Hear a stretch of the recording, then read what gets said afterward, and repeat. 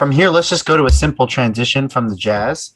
Who are you guys taking next year if you got to break up the duo in Utah? Who are you guys taking, Mitchell or Gobert? I'll go to Ben first. I got you, teacher.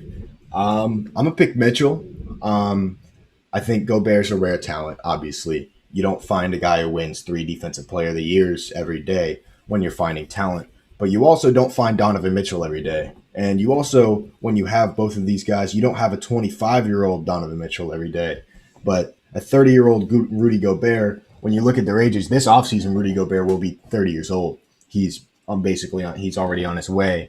And if you were going to say Rudy Gobert is not replaceable, I mean Donovan Mitchell's not replaceable easily. Like both of them are replaceable, but of course it's hard to replace an all-star level talent or a Defensive Player of the Year level talent.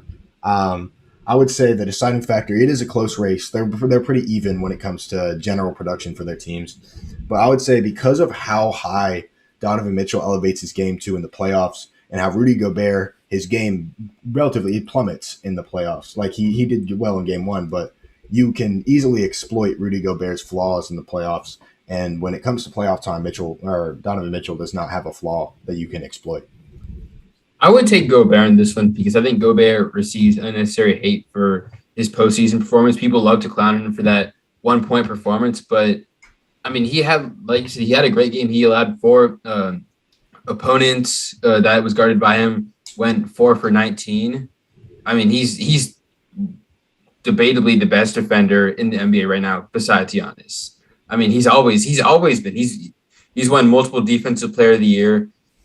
I mean, you could obviously say Donovan Mitchell is irreplaceable, and that's true. It's hard. If you let go of Donovan Mitchell, it's going to be hard to get a score that's going to give you the same output that Mitchell gives you. But if you get rid of Gobert, you're not going to get the same defensive impact. You're not going to get the same big man who other guards or big men are scared to enter the paint against. Well, so I think also it's not just that, Ben. It's also the fact that Mitchell never utilizes Gobert. Gobert's offensive talent is squandered by the Jazz because he doesn't have very much offensive talent. With the guy with his wingspan and his overall and his height, Donovan Mitchell passes to him only 2 times a game. You know who has a long wingspan and a lot of height? Nerlens Noel. Are you here talking about how the Knicks don't use him right offensively? I mean, Rudy Gobert. Gobert has an offensive bag, definitely more than Noel. Don't try to tell me Rudy Gobert has a bag because that's he doesn't have one. He doesn't have an NBA. He doesn't have an elite bag. He doesn't have average. He has an average bag that could be used, but it's readily not used, and that's on the Jazz.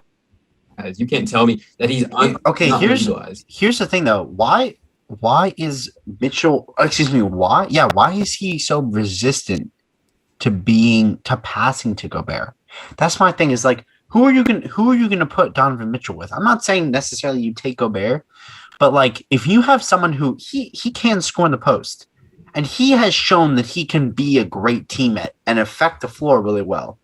And so I understand that that's a statistic that's only come up really recently, but it's like, why is he so resistant to playing with him? There's obviously chemistry. Who would you put with Mitchell instead?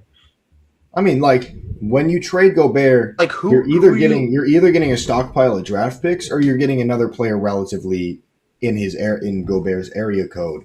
And when it comes to replacing, I wouldn't say you don't have to replace him with a big. You can have a big that isn't very important. And I don't think, Rudy Gobert's always been marketed as Donovan Mitchell's running mate. They're not running mates. They don't play, they're on the same team, but that's not his second guy. His second guy is Mike Conley. His second guy is Bojan Bojanovic. He doesn't use Rudy Gobert. And when Donovan Mitchell is your franchise player and he's a 30-year-old center that he doesn't use and he doesn't like, that's where you try to replace him. Yeah, I think I would take Mitchell. I would much rather base my team around him, but you're not gonna get.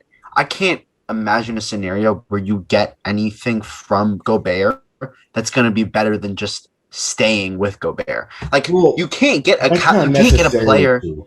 I don't think you can get a player of his caliber, and I don't think you can fill him in with role players in the way that would make their team better. Their wins are going to drop. if you trade Gobert, you can get an equally good package, but their wins are just going to drop. Simple. Well, that's the as that. same You with may that's the look same with better- trading Mitchell too. You're not getting anything that's helping you win better than Donovan Mitchell in a Donovan Mitchell trade. That goes for You most. can always get players. more scores. You can always get more You scoring. now. cannot get a Donovan Mitchell type score, especially You can when always all of add those- more. You, You who do you- can't add. I would if Adrian, I'm Adrian, the Utah Jazz. tell me who I you're think adding it's- right now that just like fixes whatever you get. No one is going to immediately fix. That's the thing. I'm not saying it's going to immediately fix everything, but if you take out Rudy Gobert, you are not going to get the same amount of wins as you do. Not necessarily as you true. do. If you trade Gobert for the right package and you do it at the right time, you save so much cap space because of that. I mean, he has the third biggest contract in NBA history right now. I mean, you not only do you like when you get rid of Gobert, you get rid of him, you get rid of the money he makes, unless you're trading him for another player who makes that much money. But I don't think they'll necessarily do that. You can fill it. It doesn't have to be a one player replacement. Remember that.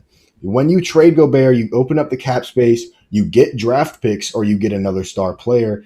And then with these draft picks, they can bring in new talent to play with Donovan Mitchell. And with the cap space, they can bring in free agents that Donovan Mitchell meshes better with and he wants to use more, which better team chemistry, better team communication, and generally all around better team play. And when you have a center, and I know Rudy Gobert is great in the regular season, but when it comes to playoff time and he's just not as effective as he is in the regular season, it's not comparable.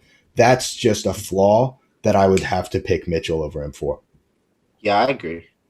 But the next thing I want to talk about is, are your Boston Celtics, after the spinning into the lane game winner against the Brooklyn Nets in game 1, are the Boston Celtics contenders this season? I already know what both of you guys are going to say since you're big old Celtics fans. But Okay. Go Sorry, ahead. let Go Isaac ahead. say No. You got it. You got it. Give it to me because so and the real question is without Robert Williams, right? Because we don't know when he's going to come back, and it doesn't look good for him to come back in this Nets series. So here are the interpretations you're going to see out of this Nets Celtics game 1, right? You can see KD had a great game. What would I say is that the Boston Celtics locked him up. They locked him